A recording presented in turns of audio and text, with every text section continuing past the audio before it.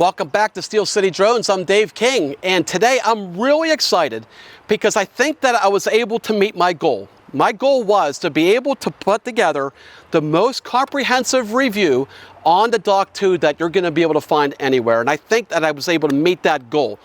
We have had our demo unit now for almost a month.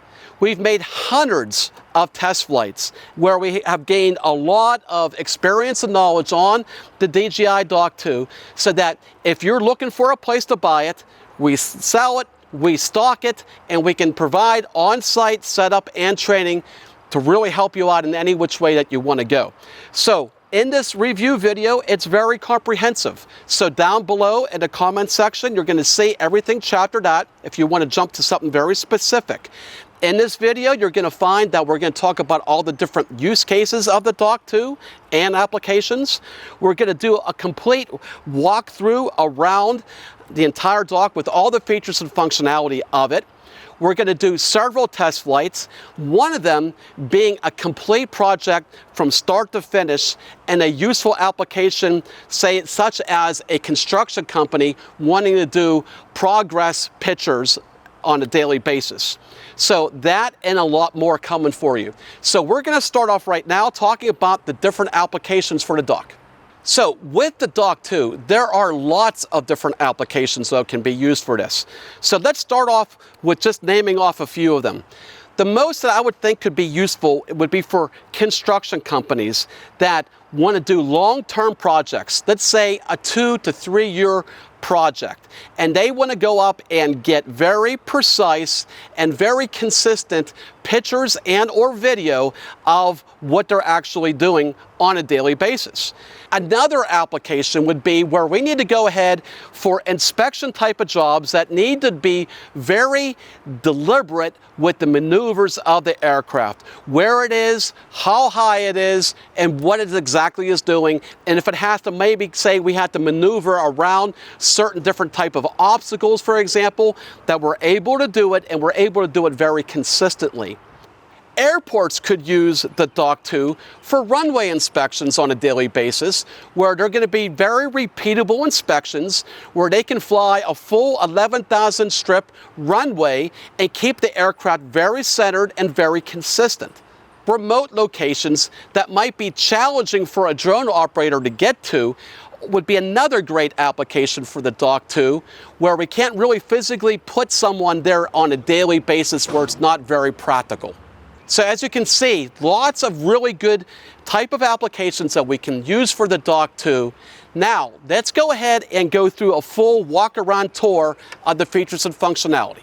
We're going to start off with the service panel. So that's just held in with these two set screws. So this has a circuit breaker.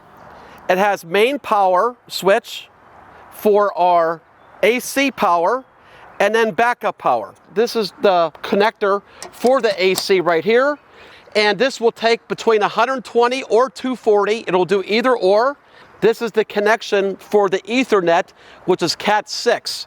They also recommend for the installation process a full concrete slab, nice and level on here as well. So we're just going to go ahead and power up. We can go ahead and manually open and close the dock, and I'm going to show you how this works right now.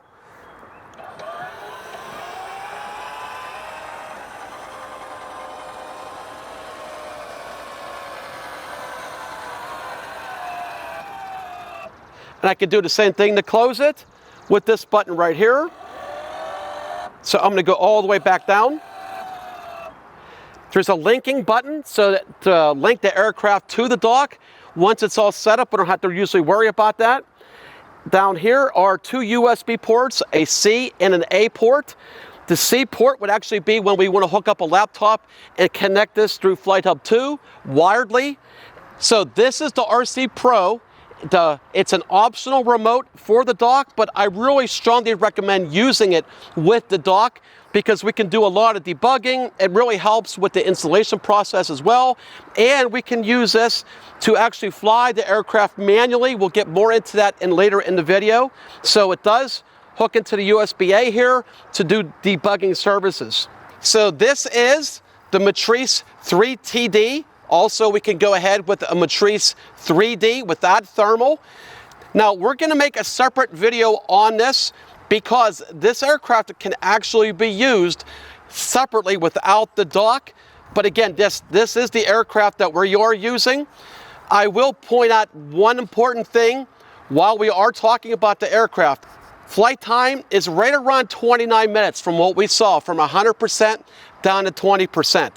And it is fairly warm outside, so we didn't have any issues with temperature that might have affected flight time. And we were consistently getting that with different batteries. So right around 29 minutes of flight time. We don't like to inflate the flight times down below 20% because in all reality, we really should be on the ground by 20%. So this right here is the emergency stop button. We can press this at any time when the aircraft is up in the air, and it will be able to go ahead, stop the mission, and come back at the alternative location that we can set for the setup position. So right here we have a rainfall gauge and a wind speed meter. So we have certain parameters right here that the drone will not come down and land on the dock once it exceeds certain amounts. So then we're going to set up a alternative landing spot for it to be able to come down and land safely. Or what it'll do first is it'll wait and hover over that to see if we can go ahead and achieve the minimums that are required for landing. And if the batteries get down to a certain point, it will then just automatically go to the alternative landing spot. We have 2 security cameras and 3 auxiliary lights. 2 are going to be on the inside of the dock, and 1 is going to be for nighttime on the outside, and they are all activated automatically. We also have a water immersion sensor in here so that when the dock is down on the ground, if there is flooding in that area, it will automatically power the dock down if it starts taking in water. So we're going to turn our attention to the inside part of the dock. Right here is our RTK puck inside. You can't see it from the outside. And what we have to do is we're going to have to go ahead and shoot and record a base station over this point or use N-trip. You cannot use the dock without being able to set up your RTK point. So that's a really, really important part on here. You're going to want to set your point right over on top, right in the middle of these 2 triangles, if you're going to actually set up a manual point, or you can use N-trip as well. Either way, but you do got to use RTK service and reference the actual Dock 2 with a known good point. Now, over here, this is where the aircraft sits in. So this is the actual cradle that the aircraft comes down and lands into. This is a really cool job that they did here with this design, so that they eliminated a lot of the moving parts in the Dock 1. When the aircraft is ready to come down, it's going to come down into the landing pad tray of the Dock 2. When it's going to go ahead and come down and land, I would think of these almost like as safety bumpers. So let's say it comes down in here, and when it's about to land, it's using these 4 white corners on the vision system to be able to keep it centered all the way until it comes down and lands. Well, let's say it's about right here, and now there's a quick burst of wind where it can take the aircraft off a little bit. But that happens, it's going to come down right here and it's going to fall right down, straight down into where it needs to go.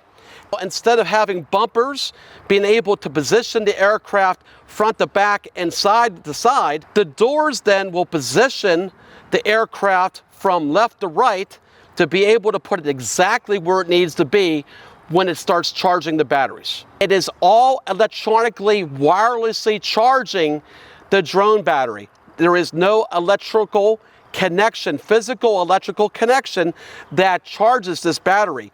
As the battery is being used, heat rises, and it's then going to go ahead and go through the vents inside the aircraft to help dissipate that heat.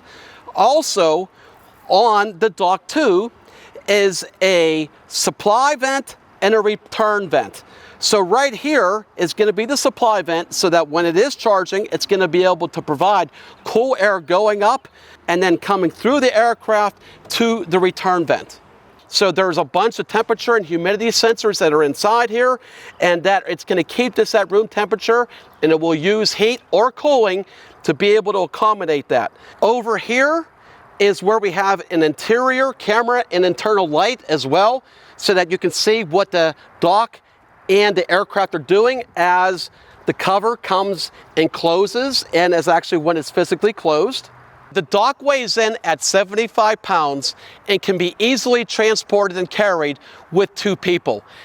The Dock 2 itself is IP55 rated, and the aircraft is rated for IP54. And now again, we're able to go ahead and use this as an independent solution without the dock, which is why we're going to make ourselves its own video, because there's going to be a lot of people that are going to want to be able to use the 3TD as an IP54 water resistant drone as a comparable alternative to the Mavic. So when you first get your dock and you're not sure where to be able to install it, there's a really cool feature in here called Flight Site Evaluation.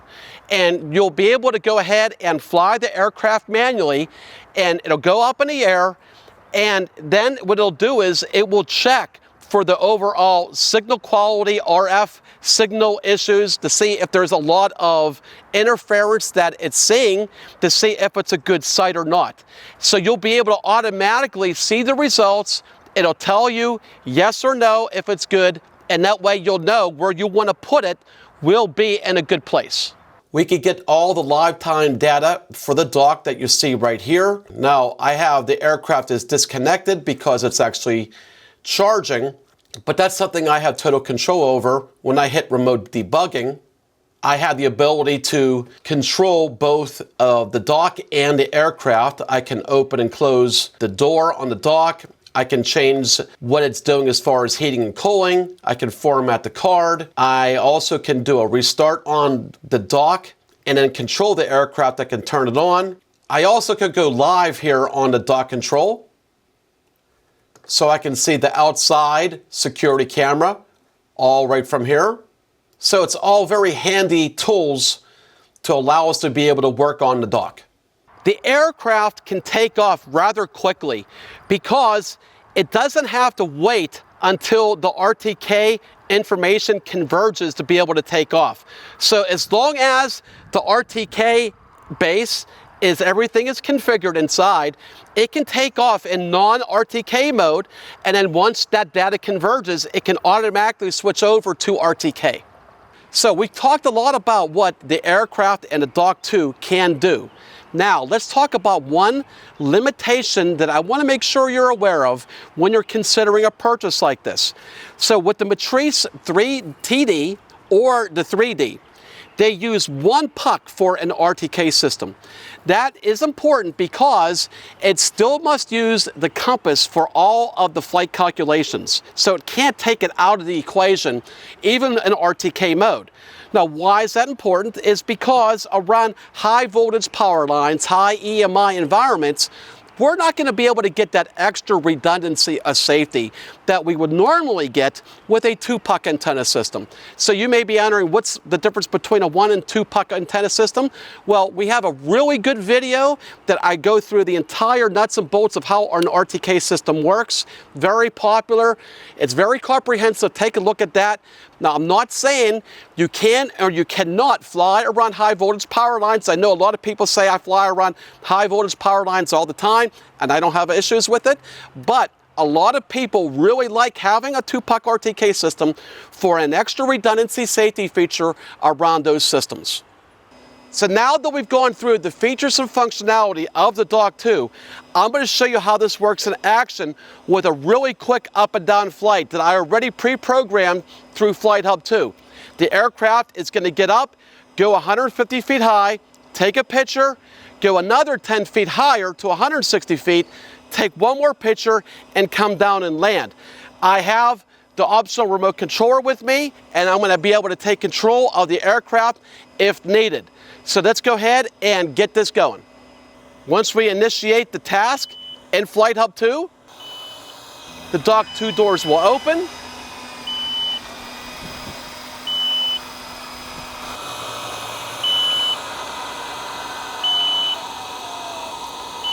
It's then going to go ahead and do a small propeller test.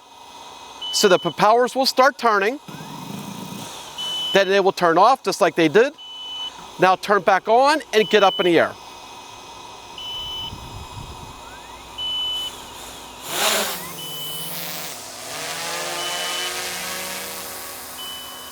So the aircraft will go ahead and quickly climb to 150 feet high. Once it reaches 150 feet, it's going to go ahead then, take one picture,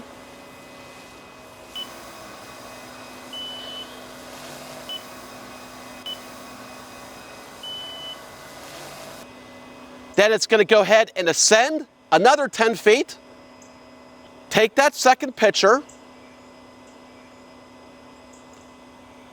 Now it's going to go ahead and position itself to come back and land. Now the aircraft's going to start descending straight over the dock. The dock 2 doors open up. The aircraft descends down. It's going to sense the 4 corners, start centering it onto the dock, start descending slowly.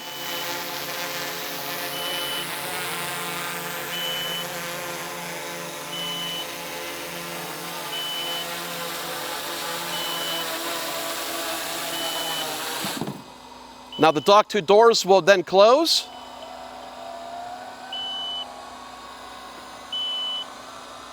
Notice it's always going to have the propellers are never going to get caught the way it is. So now what the aircraft's going to do is going to automatically load the pictures from what it took on the aircraft to the dock to Flight Hub 2.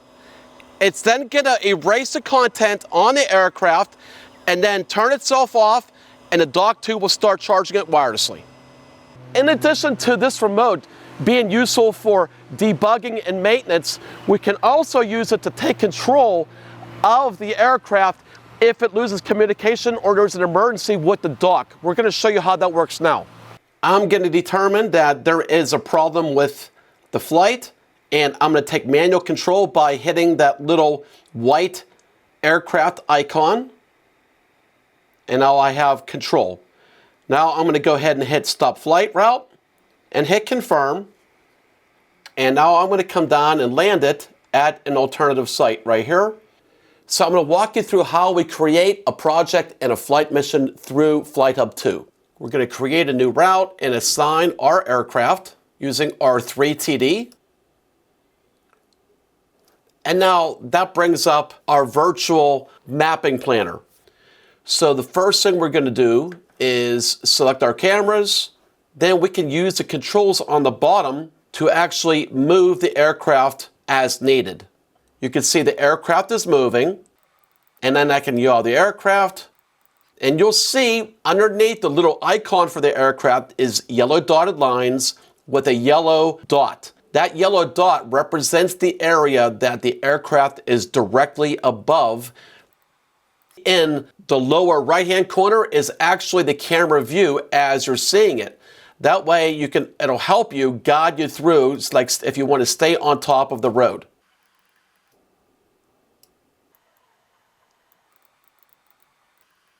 This is going to be like a new lot for construction. Over here, there's a lot more functionality of control that we have. So we can start and stop video recording. We can do time interval shots. We can just have it hover. We can do aircraft yaw and or camera tilt. So I'm going to go ahead with my camera tilt and tilt down slightly. Then I'm going to go ahead with my aircraft yaw and take a few pictures here. Now I want to go ahead, I'm at 50 meters high. I want to go ahead and up in altitude a little bit so I can use the C button to actually go higher in altitude. I'm going to take another picture right there. I'm going to hit the hover button, hover for 10 seconds, and start recording. I'm going to go ahead and yaw the aircraft, then stop the recording. So now that the task is set, we can go ahead and execute that either immediately, or we can go ahead and set a time when it's going to go ahead and execute that task. We have Dana outside, who's going to be the pilot of command. He has the remote controller, so he can take control of the aircraft at any point. And he's also in a position out there where he can go ahead and be line of sight with everything so that we stay compliant with Part 107, since we do not have a beyond line of sight waiver at this point. So we're going to go ahead and execute the mission. So now the dock is ready to take off, and we have our live feeds right here.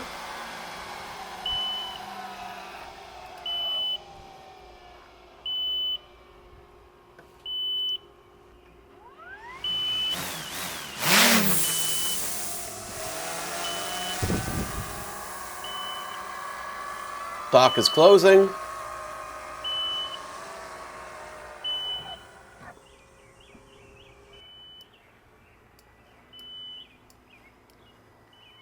And we can see this in real time.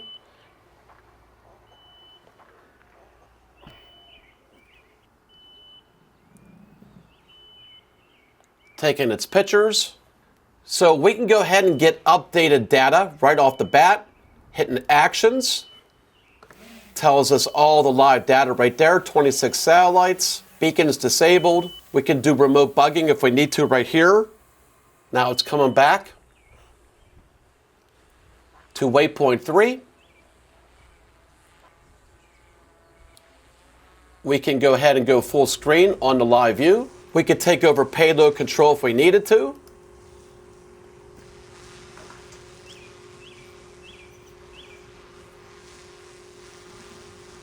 We can manually adjust all the camera parameters, the exposure, manual focus, autofocus, adjust the EV. We can switch cameras live. Dock's opening up, and the aircraft is coming down to load and land back in the dock.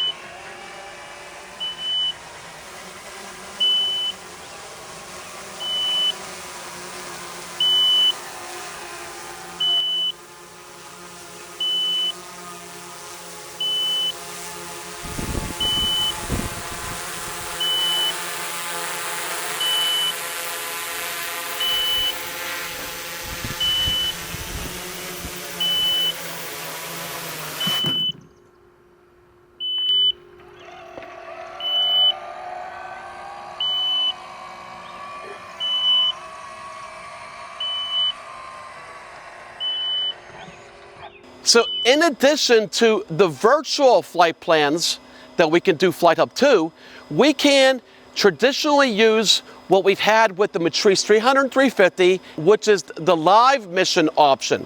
So we can go up and fly our aircraft manually, take all the pictures we want, all the different locations, the angles and framing, everything the way we want it, as many waypoints as we want it, come down, save that mission, and then upload that mission into Flight Hub 2 as another alternative way to be able to do flight planning. So that's everything with the aircraft Dock 2 and how to be able to use Flight Hub 2. But we just really scratched the surface on its entire capabilities in Flight Hub 2. We'd have to make you a 4-hour video on being able to use that. So, but if you are ready to buy or you have any questions, give us a call. We'll be glad to help you out. Ask any questions down in the comment section below. And when you're ready, we have this in stock. We are ready to help you out getting going here.